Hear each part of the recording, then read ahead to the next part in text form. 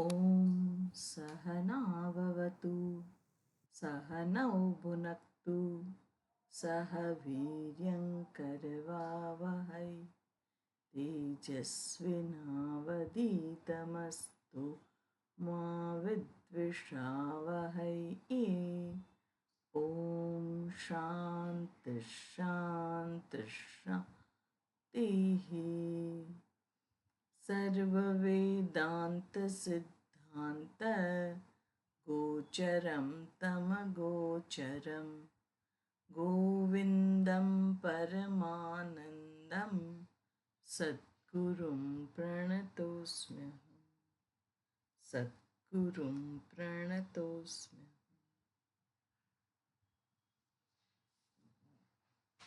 આપણે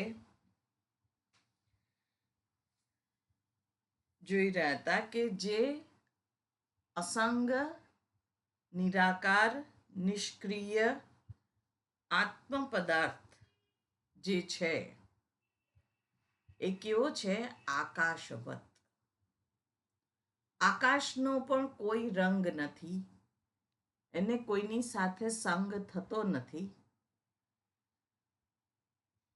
એમાં કોઈ ક્રિયા નથી. જે કંઈ ક્રિયા જણાય છે તે આકાશમાં નથી. આકાશ તો છે સ્વચ્છ. એવી જ રીતે આત્મા નિષ્ક્રિય, નિરાકાર છે અને એ જેવી રીતે આકાશ આદિ જે પદાર્થ છે, નીલતા, એમાં ભ્રમના સિવાય બીજું કંઈ નથી. આકાશ નીલું નથી. આકાશની અંદર વાદળો જણાય છે તો આકાશ એનાથી ભીંજાતું નથી. અને હવે આ શિયાળો આવશે, એની અંદર બધું જે ધુમ્મસ જણાય છે એનાથી આકાશ ધૂંધળું થતું નથી.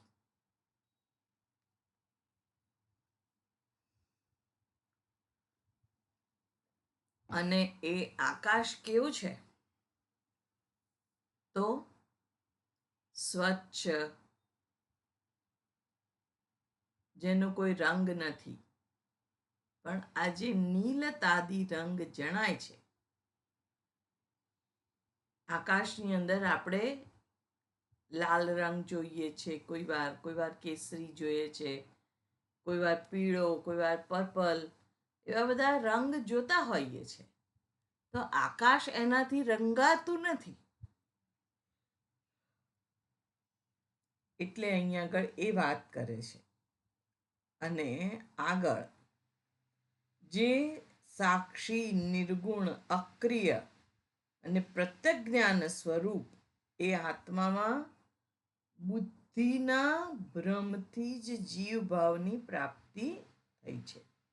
એ વાસ્તવિક નથી, કેમ કે અવસ્તુ સ્વરૂપ હોવાથી મોહ દૂર થઈ પોતાના સ્વભાવથી એ જુદું છે એવું જાણે કે લાગે છે. અને એના પછી હવે 200મા શ્લોકની અંદર વાત કરી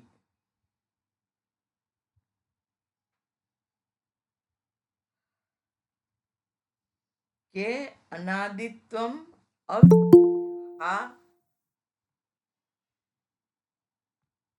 જે અનાદિ છે, અવિદ્યા, જે અવિદ્યા અને એનું કાર્ય, તથા ઈષ્યતે, એને કહેવામાં આવે છે.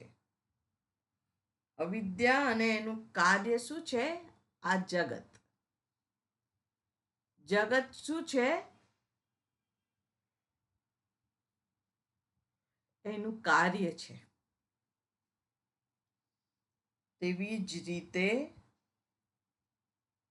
ઉત્પન્નાયામ તુ વિદ્યાયામ અવિદ્યક મના અવિદ્ય કમના દ્યપી. એટલે અહીંયા આગળ શું કહે છે કે જે અવિદ્યા છે,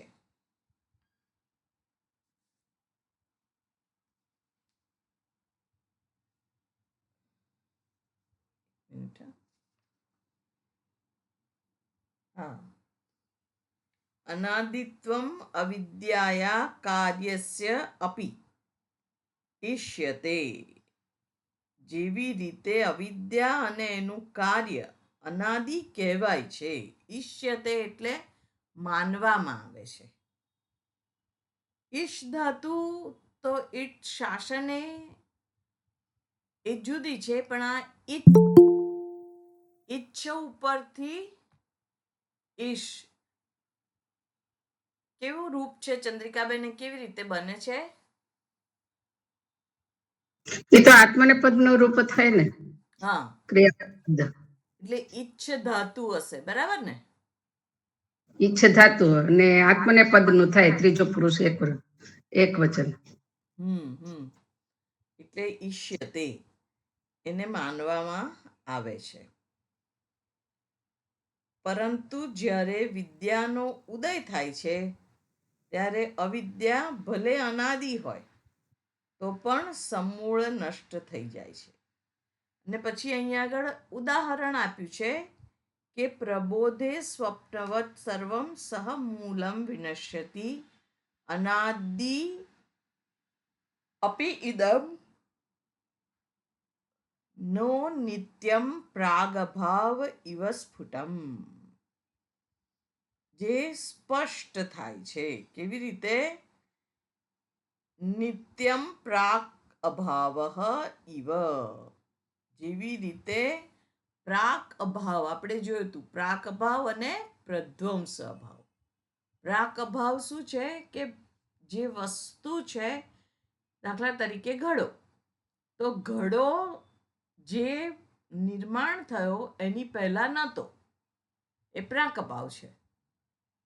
માટી રૂપે હતો પણ ઘડા રૂપે નહોતો, એટલે ઘડાનો પ્રાક અભાવ કહેવાય.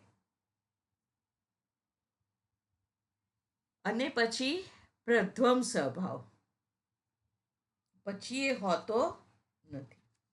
એટલે જ્યારે કારણ અનાદિ હોય તો કાર્યનું પણ સમાન સ્વરૂપ હોવું જોઈએ.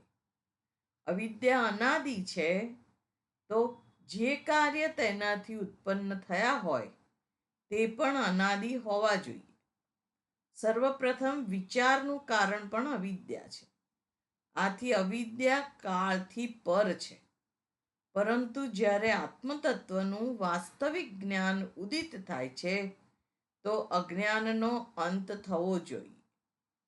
જ્યાં સુધી કારણ અવિદ્યા અર્થાત સત્યનું અગ્રહણ વિદ્યમાન છે ત્યાં સુધી તેનું કાર્ય ભ્રાંતિ અર્થાત અન્યથા ગ્રહણ પણ વિદ્યમાન રહેશે.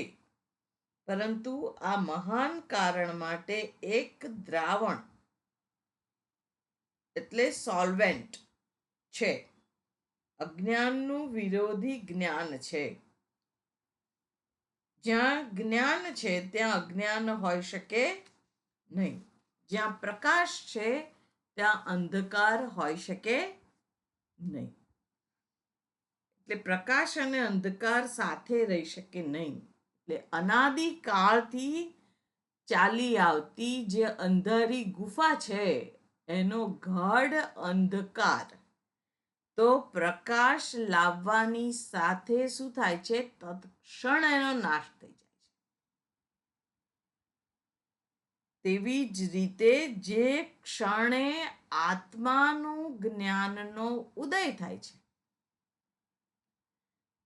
તે અવિદ્યા પોતાના કાર્ય સહિત, અવિદ્યા અને એનું કાર્ય કયું છે? મોહ. મોહ એ અવિદ્યાનું કાર્ય છે. અને મોહ એટલે જ જે કંઈ ગ્રહણ કરવા જેવું છે એ ગ્રહણ ના કરવું, અને જે ત્યાગવા યોગ્ય છે એ ના ત્યાગવું, એને શું કહેવાય છે? મોહ કહેવાય છે. આ મોહ શું છે? તો કે છે કે વિપરીત જ્ઞાન, એને પણ મોહ કહેવાય છે, ભ્રાંતિ જેને આપણે કહીએ છીએ. તો વિપરીત જ્ઞાન પણ ઉદિત થતું નથી.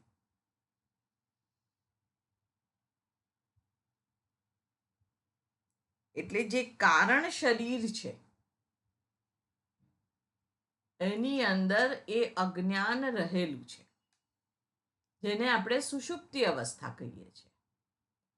સુષુપ્તિ અવસ્થા ગાઢ નિદ્રાની અંદર અજ્ઞાન છે, ત્યાં સ્વરૂપ જ્ઞાન નથી.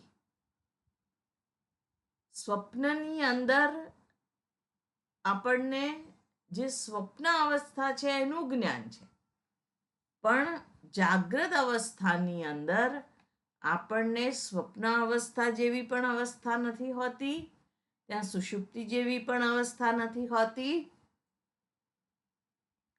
અને જાગ્રત અવસ્થા જે છે એમાં આ ભ્રાંતિ, જેને અવિદ્યા કે એનું કાર્ય મોહ વગેરે કહેવામાં આવે છે, એ હોય છે. એમાં જ આપણે જ્ઞાનની પ્રાપ્તિ કરવાની છે. એટલે અનુભૂતિ જે છે, અધ્યાત્મ સાધનાની જે ઉચ્ચતમ અનુભૂતિ છે, એમાં કારણ પણ નષ્ટ થઈ જાય છે. પછી ક્યારેય આપણામાં ભ્રાંતિ એટલે કે વિપરીત શંકા ઊભી થતી નથી. એટલે સત્યનું જ્ઞાન જ્યારે થાય છે ત્યારે સમસ્ત કાર્ય પોતાના કારણ અર્થાત કારણ શરીર સાથે સમાપ્ત થઈ જાય છે.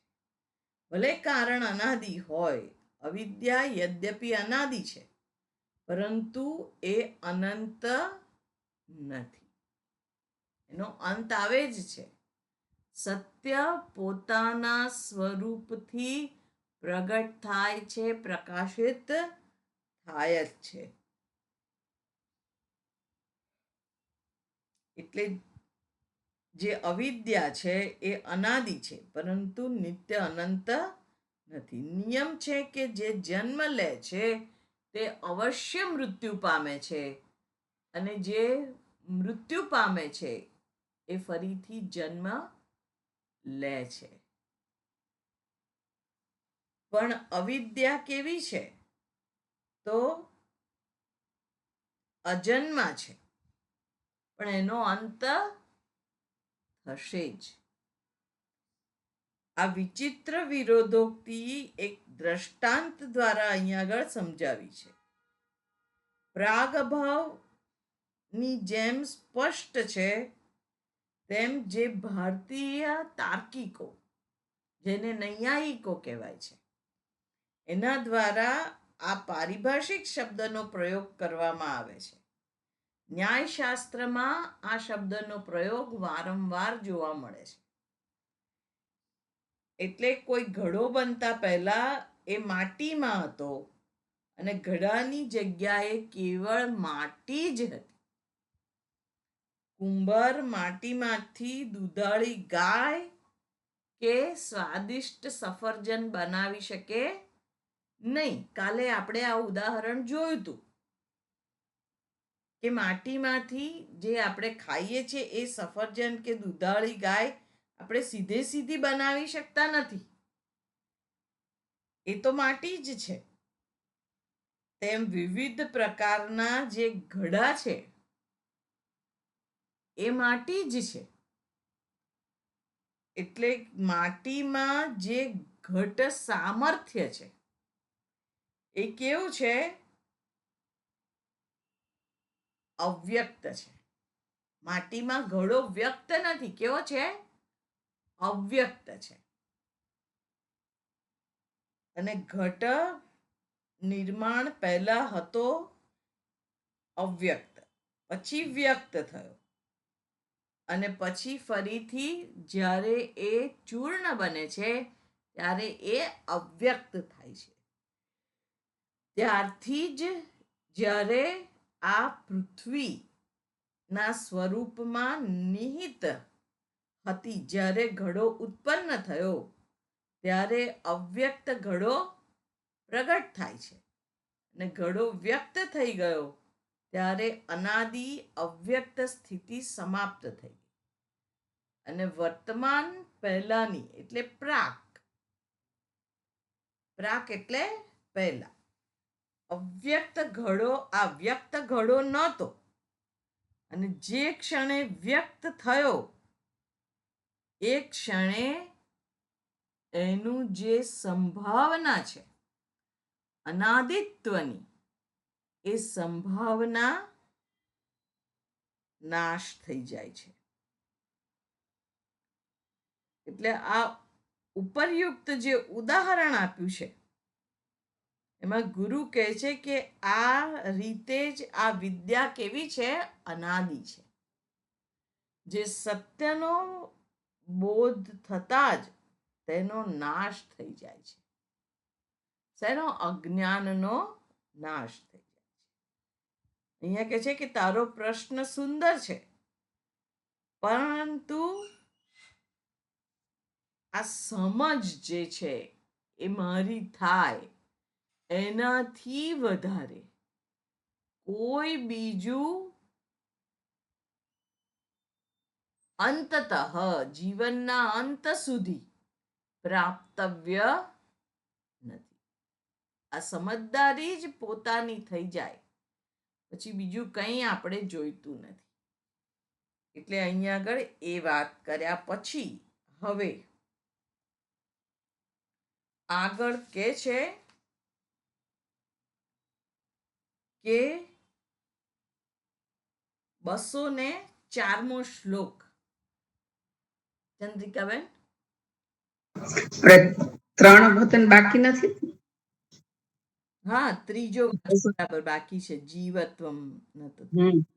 જીવત્વમ ન તતોન્યત્તુ સ્વરૂપેણ વિલક્ષણમ સંબંધસ્વાત્મનો બુદ્ધ્યા મિથ્યા જ્ઞાન પુરસ્સરઃ. હા, જીવત્વમ ન તતઃ અન્યત તુ સ્વરૂપેણ વિલક્ષણઃ સંબંધઃ તુ આત્મનઃ બુદ્ધ્યા મિથ્યા જ્ઞાન પુરસ્સરઃ. અહીંયા આગળ કે છે કે જીવત્વમ, જીવ ભાવ જે છે, ન તતઃ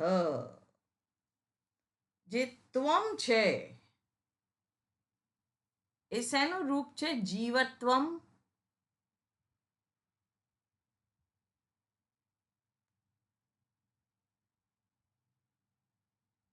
કયો પ્રત્યય લાગ્યો છે? જીવત્વમાં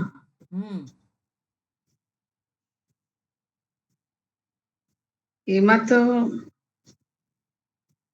ત્વમ તો જીવ અને ત્વમ અલગ ન થાય. હા, કેમ કે ત્વમ તો આપણે આ રૂપ નથી. ત્વમ યુવામ યુયમ યુષ્મદ નું રૂપ એ નથી. એ નથી, એ નથી. એ તો પછી ભાવવાચક નામ છે. તો પછી આપણે એમાં આ એક પ્રત્યય નથી હે ને પ્રજ્ઞાબેન? આપણે તો ત્વા પ્રત્યય એવો છે, પણ હા, આ હું એ જ જોઉં છું કે એવું ત્વમ વાળો કોઈ કોઈ પ્રત્યય એવો નથી. એટલે હા, ત્વા છે, ત્વા છે, પણ એમાં પાછા રૂપ ના બને, અવ્યય બને. આ તો પાછું ત્વમ એટલે રૂપ કહેવાય ને, એક વિભક્તિ. ત્વમ એટલે પાછું ભાવવાચક બી થાય છે ને. હા, એટલે આ ભાવવાચક નામ છે. જેવી રીતે હા, એમાં પાછું ટૂંકમાં જે એમાં સ્વામી હતા ને એ પ્રત્યય વાળામાં થાય. નથી એટલે હા, એમાં ત્વ પ્રત્યય છે, તદ્ધિત પ્રત્યય ત્વ. દાખલા તરીકે પશુ તો પશુત્વ એવું થાય. હમ એ અચ્છા. ભાવવાચક એના માટે છે ત્વ પ્રત્યય એક. હમ આપણે જે બાકી છે ને હમ હા, આપણે નથી કરાયા એટલે એમાં આવશે એક ત્વ પ્રત્યય. હમ હમ હમ. બસ એ જ છે આ. એટલે હા. જીવત્વ જે છે એ ભાવ હમ. નામ છે. જીવત્વ જીવ હોવાપણું. અને બીજું શું થાય? માતૃત્વ. એટલે માતાનો જે ભાવ છે એ ભાવવાચક નામ છે. એટલે અહીંયા આગળ જે જીવત્વ શબ્દ છે, જીવત્વમ એ જીવ ભાવ. આત્મામાં જીવ ભાવ ન તતઃ અન્યત. તેનાથી નહીં. અન્યત એટલે અન્ય, ને તું એટલે સાચે જ. આત્મામાં જે જીવ ભાવ છે એ સ્વરૂપેણ વિલક્ષણ ન તતઃ તું અન્યત. એવી રીતે અન્વય જેવું થાય છે. એટલે અહીંયા આગળ કહે છે કે આત્મામાં જીવ ભાવ સ્વરૂપથી વિલક્ષણ જે જીવ ભાવ છે એ સ્વરૂપથી વાસ્તવિક નથી, વિલક્ષણ છે. જીવ ભાવ કલ્પિત છે. અને સંબંધ તું આત્મન બુદ્ધ્યા. આ જે સંબંધ છે એ આત્માનો બુદ્ધિથી મિથ્યા જ્ઞાન પુરસ્સર, મિથ્યા જ્ઞાનના કારણે છે. એટલે જે બુદ્ધિ અને આત્મા વચ્ચેનો જે સંબંધ છે એ શેનાથી છે? મિથ્યા જ્ઞાનના કારણે છે. એટલે બુદ્ધિમાં આત્મ ચૈતન્ય પ્રતિબિંબ થવાથી, આત્માનું બુદ્ધિ સાથે તાદાત્મ્ય થવાથી જીવ ભાવ એટલે કે વ્યક્તિત્વની ધારણા, જીવ ભાવ કયો છે? ઉત્પન્ન થયો છે. અને અહીંયા આગળ બુદ્ધિ શબ્દનો પ્રયોગ થયો છે કારણ કે મન અને જ્ઞાનેન્દ્રિયો એનો સમાવેશ સૂક્ષ્મ શરીરમાં કરવામાં આવ્યો છે. એટલે બુદ્ધિ શબ્દનો અહીંયા આગળ પ્રયોગ કરવામાં આવ્યો છે. કારણ કે મન અને જ્ઞાનેન્દ્રિયોનો સમાવેશ સૂક્ષ્મ શરીરમાં કરવામાં આવ્યો છે. જીવ ભાવ પોતાના મૂળ સ્વરૂપમાં આત્માથી અતિરિક્ત અન્ય કાંઈ નથી. જીવ ભાવ આત્મા જ છે. આત્માથી જુદો જીવ નથી. કારણ કે જીવ જડ નથી. આપણે કોઈ સોય આપણને લગાવે તો આપણને કેવી ખબર પડે છે કે એ મને જ લગાવે છે? કારણ કે સૂક્ષ્મ શરીર ત્યાં આગળ હાજર છે. એટલે જીવ ભાવ પણ ત્યાં હાજર છે. એટલે આત્માથી અતિરિક્ત એ બીજું કંઈ નથી, પરંતુ કેવળ ઉપાધિઓના કારણે આત્મા જે દ્રષ્ટા, ભાવક, વિચારક, કર્તા, મનતા રૂપે જે પ્રગટ થાય છે એ કેવો છે? એ કેવળ ઉપાધિઓના કારણે છે. હું સ્વયં આત્માનું સ્વરૂપ સમજી શકું તો દેહ, મન, બુદ્ધિથી મળતા બધા જ દુઃખોનો અંત આવે છે. જો હું આત્માનું સ્વરૂપ સમજી શકું તો. અને એ આત્મતત્વનું સ્વરૂપ સમજવા માટે કેવું છે? તો એ જ્ઞાનમય છે. અવિદ્યા કેવી છે? એનો અંત સંભવ છે. જેમ કે પાછળના શ્લોકમાં આપણે હમણાં જ જોયું, માટીમાંથી ઘડાનું જે નિર્માણ થયું છે, એ થતાની સાથે જ અનાદિ અવ્યક્ત ઘડાની સમાપ્તિની વાત પ્રાગભાવના દ્રષ્ટાંત દ્વારા સમજાવી છે. જો આ વિદ્યાનો અંત છે, જો આ અવિદ્યાનો અંત છે, તો હે ગુરુવર, કહો કે તેનો અંત કેવી રીતે કરી શકાય છે? કઈ રહસ્યમયી પ્રક્રિયા છે? એટલે જીવ ભાવનો ઉદય શેના કારણે થયો છે? બુદ્ધિના કારણે થયો છે.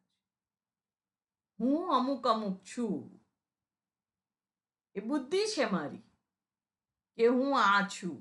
આ દેહ, આ બુદ્ધિ, આ ઇન્દ્રિયો, આ બધું હું છું, એવી મારી પોતાની સમજદારી છે. અને એ જ જીવ ભાવ છે, જે પ્રત્યેગાત્મ સ્વરૂપે હું રૂપે સ્ફુરિત થાય છે સર્વની અંદર, એ જીવ ભાવ છે. અને એ કેવો છે? તો કે છે એનો ઉદય બુદ્ધિના કારણે થયો છે. એનો અંત પણ શેનાથી થાય છે? બુદ્ધિના કારણે જ થાય છે. બુદ્ધિ સિવાય એનો અંત થતો નથી. એટલે બુદ્ધિ બહિર્મુખી થાય છે, અર્થાત દ્રશ્ય ભાવ વિચાર તરફ ઉન્મુખ થાય છે. તો જીવ ભાવ શું ઉત્પન્ન કરે છે? કે આ હું આનો દ્રષ્ટા છું, આનો હું કરનાર છું, હું વિચારક છું. આપણને ઘણા બધાને નવા નવા વિચાર આવતા હોય છે, જે અસામાન્ય લાગતા વિચાર હોય છે.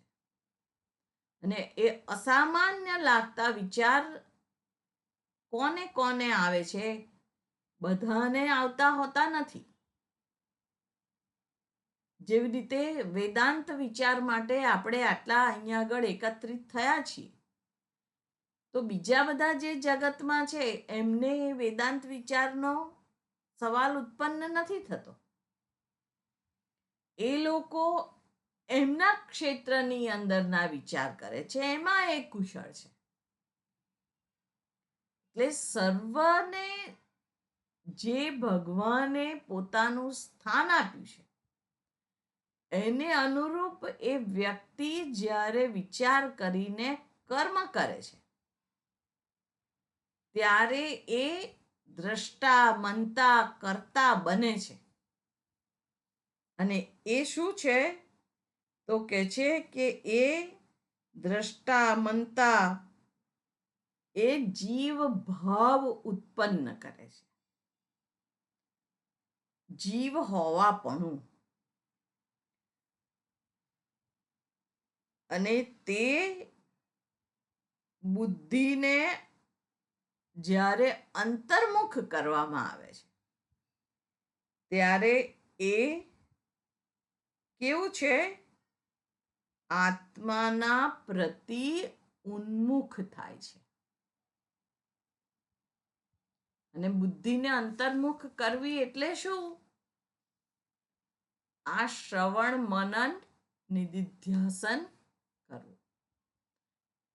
એ બુદ્ધિ આપણી અંતર્મુખ થયેલી કહેવાય. તો અહીંયા આગળ એ શિષ્ય પ્રશ્ન કરે છે કે હે ગુરુવર, તમે આ અવિદ્યાનો અંત જો શક્ય છે તો દર્શાવો કે એ અવિદ્યાનો અંત કેવી રીતે થાય. અને એના ઉત્તરની અંદર ગુરુ આ કહે છે કે આ કઈ રહસ્યમય પ્રક્રિયા છે? આમાં પોતે જ સચ્ચિદાનંદ છે, એના સિવાય બીજું કશું રહસ્ય નથી. કોઈ સસ્પેન્સ મૂવી હોય કે આની અંદર ખૂન કોણે કર્યું છે, તો એ રહસ્યમય મૂવી છે. પણ આમાં રહસ્ય બહાર કંઈ નથી. પોતાના સ્વરૂપને જાણવું એ જ રહસ્ય છે. એટલે માટે શું છે, તો અહીંયા આગળ કહે છે કે દ્રશ્ય ભાવ એ વિચાર જે આપણે કરીએ છીએ, જીવ ભાવ જે ઉત્પન્ન થાય છે, એ બુદ્ધિને બહિર્મુખતા તરફથી અંતર્મુખતા તરફ વાળવાની છે. અને એ અંતર્મુખતા પ્રતિ જ્યારે એ ઉન્મુખ થાય છે, ત્યારે એ આત્મજ્ઞાન થાય છે. અને આ ક્ષણ આપણી બુદ્ધિ બહિર્મુખ છે અને વસ્તુ જગતના આકર્ષણોથી પ્રેરાઈ અને ત્યાંના વ્યવહારોમાં જ આ બુદ્ધિ વ્યસ્ત છે.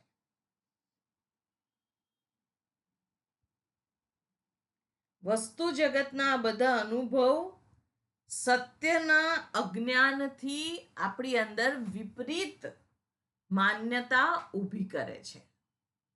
કેવી રીતે? તો સત્ય શું છે? સુવર્ણ. એનું તત્વનું સત્ય શું છે? સુવર્ણ છે. પણ જ્યારે આપણી અંદર આ નેકલેસ છે એવી બુદ્ધિ ઉત્પન્ન થાય છે, ત્યારે એ બુદ્ધિ કેવી છે કે એ બુદ્ધિ મારી અંદર એમાં કિંમતી હોવાપણાનો ભાવ ઉત્પન્ન કરે છે. અને એ કિંમતી છે વાસ્તવમાં, એમાં કોઈ શંકા નથી. એ બીજી કોઈ ધાતુનો બનેલો નથી. એ વસ્તુ સાચી છે. સુવર્ણ એ સુવર્ણ છે. પણ એના તત્વ સિવાય જે મેં અંદર ઉમેરો કર્યો છે કે આ એન્ટિક છે, આ મારી દાદીના જમાનાનો છે, તો એનો મારી દાદીની સાથેનો જે મારો લગાવ છે એ એની અંદર વેલ્યુ મૂકે છે. અને એ વેલ્યુ જે છે એ મારી ઇમોશનલ વેલ્યુ છે. એ મારા માટે અતિ કિંમતી છે.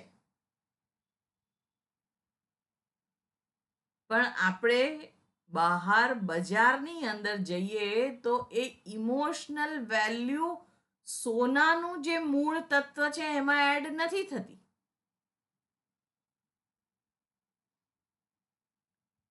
સોની શું જોવે છે કે આ કેટલા તોલા છે, અને એની સાથે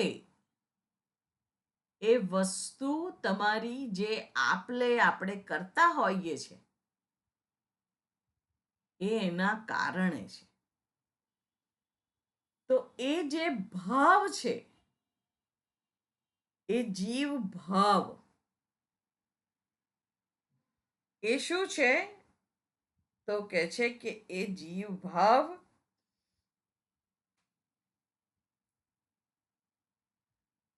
વસ્તુ જગતના આકર્ષણોથી પ્રેરાઈને એ વ્યસ્ત હોય છે. જીવ કેવો છે? આ બધામાં જ વ્યસ્ત છે. કારણ કે એણે બધી જ વસ્તુમાં ઇમોશનલ વેલ્યુ મૂકેલી છે. અને એ ઇમોશન્સ હોવા એ કશું ખોટું નથી. આપણને થાય કે હાય હાય, આ હવે મારી પુત્રી આવે છે કે મારો પુત્ર આવે છે ને આપણે એની સાથે લાગણીથી ના સંકળાવા હોવા જોઈએ, તો એ વસ્તુ ખોટી છે એવું નથી. એક વ્યક્તિ તરીકે જે લાગણી છે, જે પ્રેમ છે, એ તો સર્વમાં હોવો જ જોઈએ. તો જ મનુષ્યનું મનુષ્યત્વ એ સફળ છે. નહીં તો એ લાગણી જો ના હોય તો આપણે જડ છીએ. એટલે જડતાને કોઈ સ્થાન ના હોવું જોઈએ.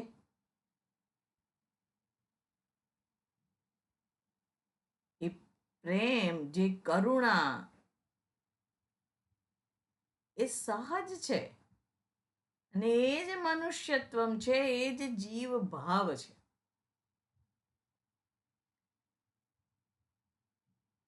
દૂર શું કરવાનું છે?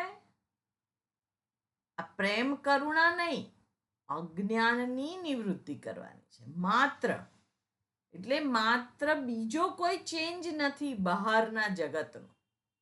કોગ્નિટિવ ચેન્જ છે, જ્ઞાનમય, કે આ સર્વ જે કંઈ છે એ પરમાત્મા છે. એ જ્ઞાનથી જ બદલાવ આવે છે.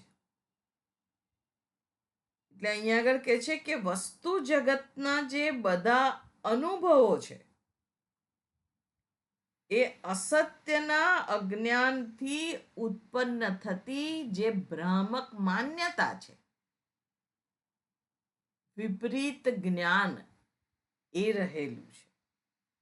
એટલે આ સમયે આપણી બુદ્ધિ જે છે એ જે ખોટી ધારણાઓ, ભ્રાંતિથી જ્યારે ભરેલી છે, ત્યારે એ આત્માના અજ્ઞાનના કારણે એ ભ્રમ થઈ ગયો છે.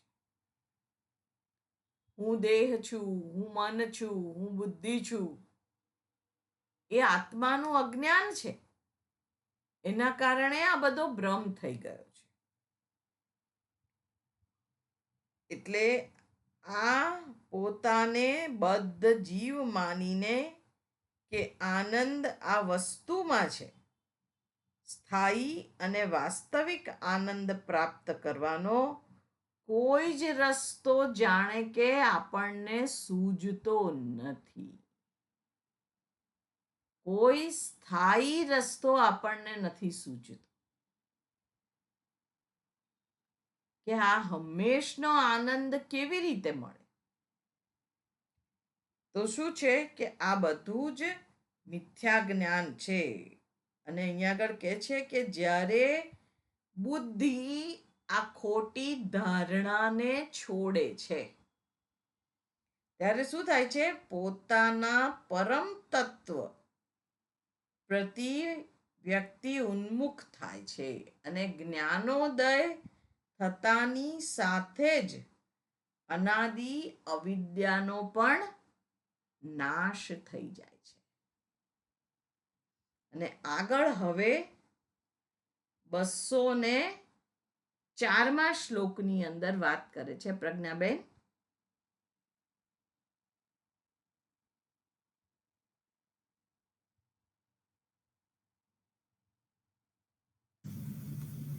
विनिर्वृत्तिर्भवेत् तस्य सम्यक् ज्ञानेन नान्यथा ब्रह्मात्मैकत्वविज्ञानं सम्यक् ज्ञानं श्रुतेर्मतम्. વિનિર્વૃત્તિ એટલે સંપૂર્ણતઃ નિવૃત્તિ. વિનિવૃત્તિ વિનિવૃત્તિઃ ભવેત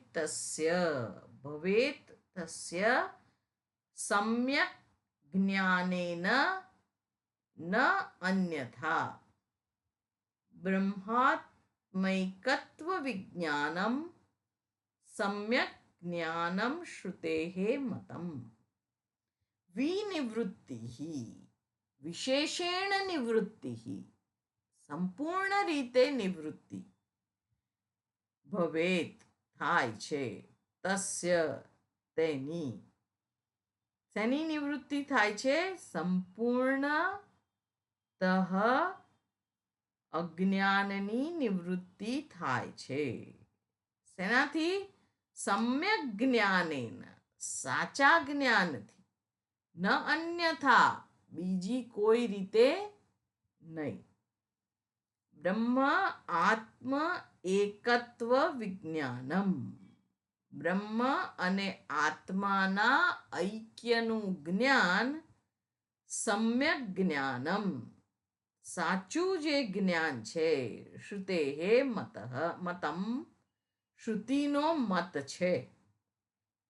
એટલે વાસ્તવિક જ્ઞાન ઉદિત થવાથી આ અધ્યાસ એ પોતાનું જે અજ્ઞાન છે, કાર્ય છે, એ બંધ કરે છે, અન્ય કોઈ રીતથી નહીં. શ્રુતિ અનુસાર બ્રહ્માત્મ ઐક્ય જ્ઞાન જ વાસ્તવિક એટલે કે યથાર્થ જ્ઞાન છે. એટલે અહીં આગળ શું કહે છે કે આત્માનું જ્ઞાન થવાથી અવિદ્યાનો નાશ થઈ જાય છે.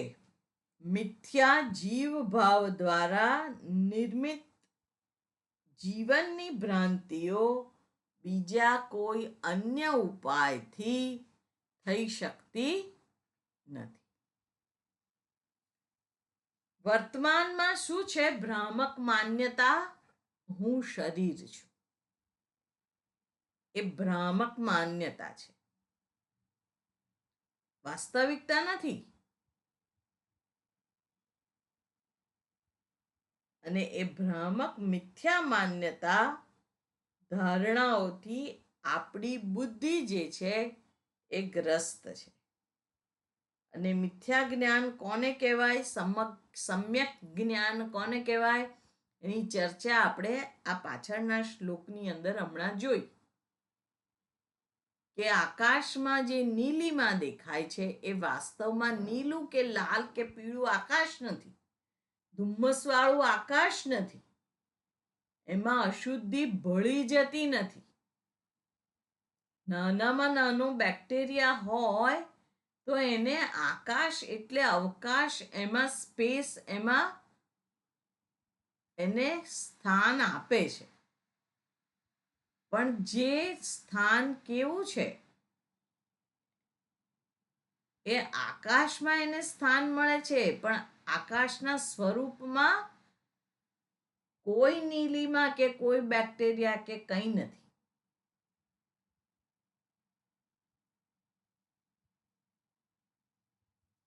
એટલે વર્તમાનમાં હું શરીર છું વગેરે ભ્રામક મિથ્યા ધારણાઓથી આપણી બુદ્ધિ ગ્રસ્ત છે. અને મિથ્યા જ્ઞાનની ચર્ચા જે પાછળના શ્લોકમાં કરી છે, હવે આ શ્લોકમાં સમ્યક જ્ઞાનની વ્યાખ્યા કરવામાં આવી છે. અને મિથ્યા જ્ઞાન આ પ્રકારની ધારણાઓને જન્મ આપે છે કે હું એક બદ્ધ મર્ત્ય જીવ છું, અનિત્ય છું.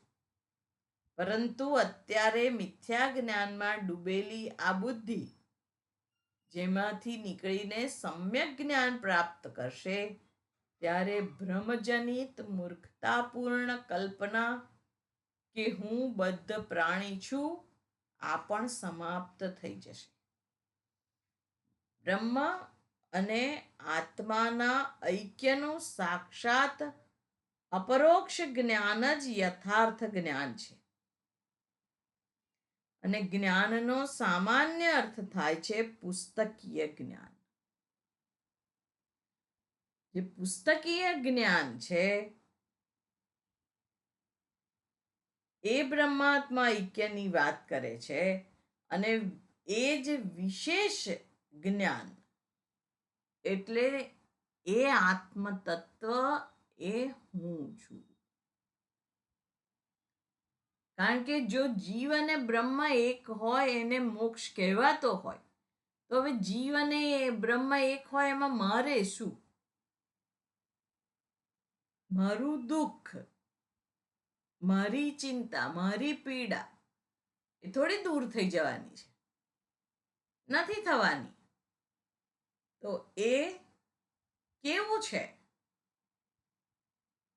સમ્યક જ્ઞાન જે છે એ વિશેષ જ્ઞાન, એ આત્મા એ હું છું, આત્મ તત્વ હું છું. ને એ જે આત્મા મારામાં છે એ સર્વત્ર બધાનો આત્મા છે. અને આ જ્ઞાનનો સાક્ષાત અપરોક્ષ અનુભવ એ સમ્યક મિથ્યા જ્ઞાન જ દૂર કરી શકે. અને હવે આગળ 205મા શ્લોકની અંદર એ સમ્યક જ્ઞાન છે એની વાત કરે છે. ચંદ્રિકાબેન, તદાત્માનાત્મનો સમ્ય વિવેકેનૈવ સિદ્ધ્યતિ તતો વિવેકઃ કર્તવ્યઃ પ્રત્યગાત્મા સદાત્મનોઃ. અહીંયા આગળ કે છે તદા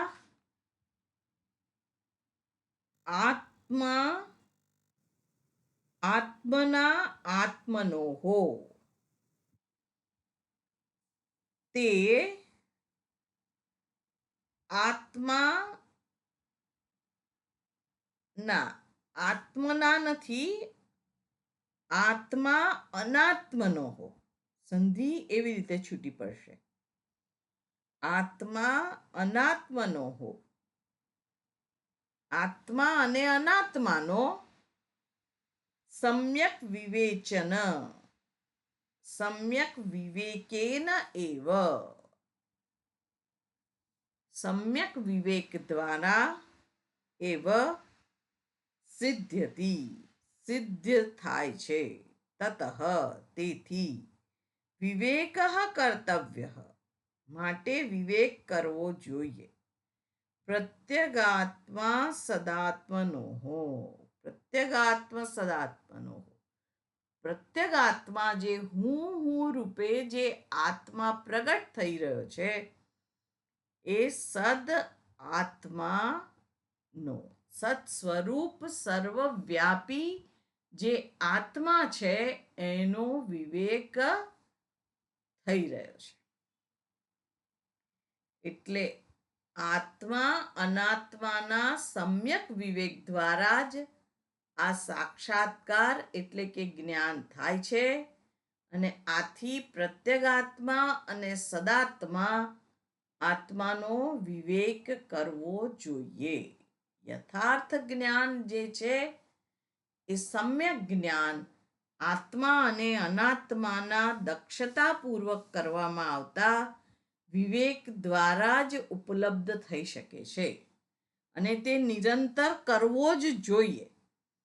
આપણે આપણી પૂર્વ વાસનાઓના કારણે વારંવાર પ્રકૃતિના જે આવરણો છે, દેહ, કોષ વગેરે, એની સાથે તાદાત્મ્ય કરીએ છીએ.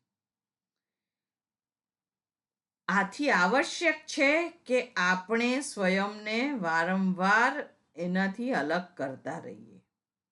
વિવેકના પરિણામ સ્વરૂપ આપણને પ્રત્યેગાત્મા જે છે એ સર્વવ્યાપી પરમાત્માના ઐક્યનું જ્ઞાન થાય છે. એટલે સમ્યક જ્ઞાનનું વિરોધી મિથ્યા જ્ઞાન છે. અને એ મિથ્યા જ્ઞાનનું નિવારણ એ સમ્યક જ્ઞાન દ્વારા જ થાય છે. એટલે સમ્યક જ્ઞાન જ મિથ્યા જ્ઞાન દૂર કરવાની ઔષધિ છે. સમ્યક જ્ઞાન વિવેકથી આવે છે. આથી પ્રત્યેક સાધકે નિરંતર આત્મ અનાત્મ વિવેક કરતા રહેવું જોઈએ. ક્યાં સુધી?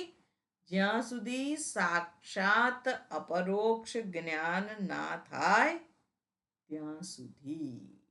અહીંયા આગળ કે છે કે એ બ્રહ્માત્મ ઐક્યની જે સિદ્ધિ છે એ આત્મા અને અનાત્માનો ભલીભાંતિ વિવેક થવાથી જ થાય છે.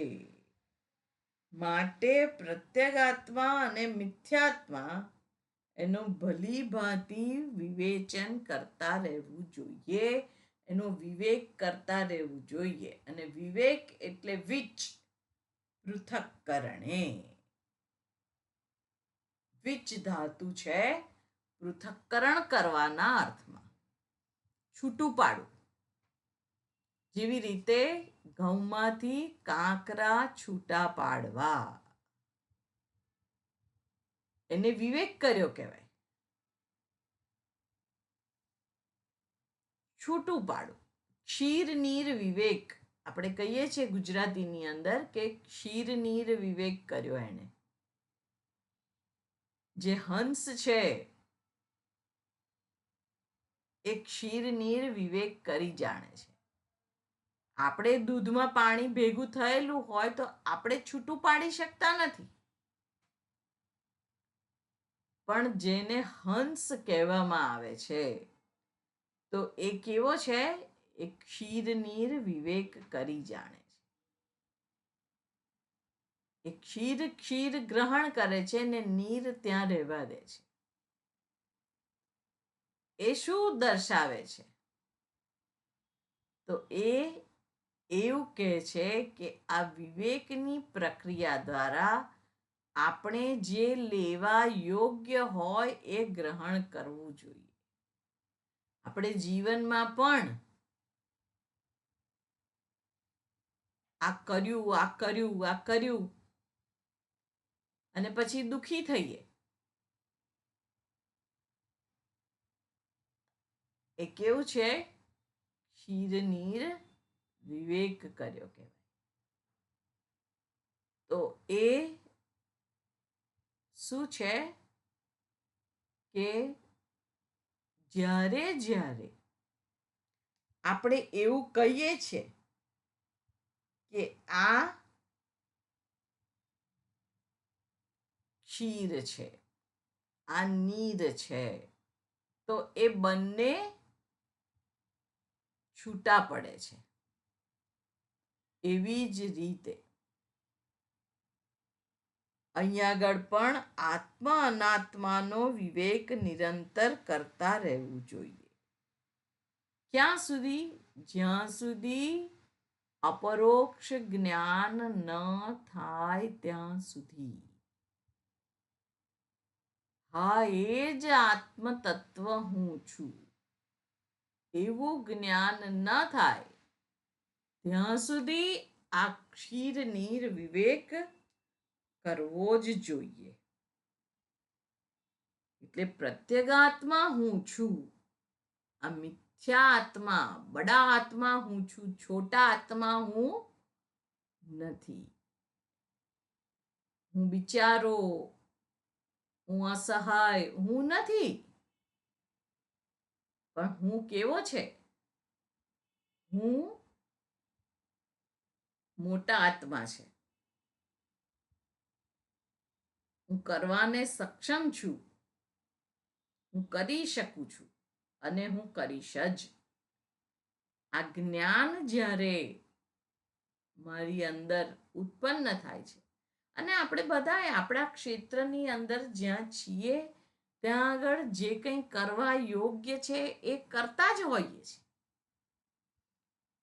કારણ કે કુરુક્ષેત્ર છે, આ કર્મનું ક્ષેત્ર. કુરુ ત્વમ કાર્યમ કુરુ. પોતાનો જે નિર્ધારિત કાર્ય છે એ ત્વમ કુરુ, એ તમે કરો એવું કહે છે. અને એ કરવું જ જોઈએ. તો એ કેવું છે? એ આત્મ અનાત્માનું જે ક્ષેત્ર છે એમાંથી આપણને ઉપર ઉઠાવનાર છે. એટલે એને અહીંયા આગળ સમ્યક જ્ઞાન કહ્યું છે કે હું આત્મ તત્વ છું, બીજું કઈ નહીં. હું બિચારો નથી, હું કઈ નથી. એટલે જે સમ્યક જ્ઞાન છે એ મિથ્યા જ્ઞાનનું વિરોધી નિવારક છે. અને સમ્યક જ્ઞાન જ મિથ્યા જ્ઞાનને દૂર કરવાની ઔષધિ છે. તો સમ્યક જ્ઞાન શેનાથી આવે છે? તો વિવેકથી આવે છે. અને હમણાં જોયું વિચ પૃથક્કરણે. ક્ષીર ક્ષીર ગ્રહણ કરવાનું, નીર નીર ત્યાગી દેવાનું. એટલે બંને વચ્ચે જ્યારે ભેદ આપણે દર્શન કરીએ છીએ, સમજીએ છીએ, ત્યારે કેવું થાય છે? ત્યારે એ વસ્તુ આપણી અંદર કંઈક એવું તત્વ, એવી સમજદારી, એવું જ્ઞાન મૂકી જાય છે કે જે મારી અંદર મારા પોતાના માટે સુખાકારી, પ્રેમાળ,